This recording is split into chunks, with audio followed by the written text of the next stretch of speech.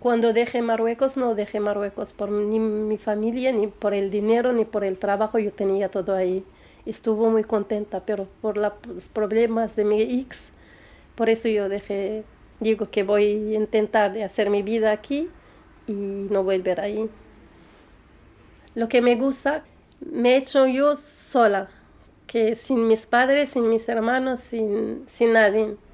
Luché, trabajé, he traído mis hijos, he hecho mi vida sola. Aquí he sufrido, primero con la idioma, segundo que aquí la gente no están tan abiertos con los extranjeros, que siempre, ella no sabe, ella no hace, es extranjera, siempre escuchas estas palabras.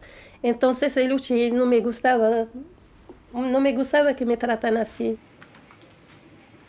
Pero con el tiempo, ya como siempre participo en la misa cívica en el centro cívico, que salgo en las revistas, saben que soy, que ya tengo formaciones sobre cosas y eso. La día de salir de Marruecos era eso, de hacer una vida y que tomo una experiencia abierta. Entonces es una experiencia muy grande y me gusta también.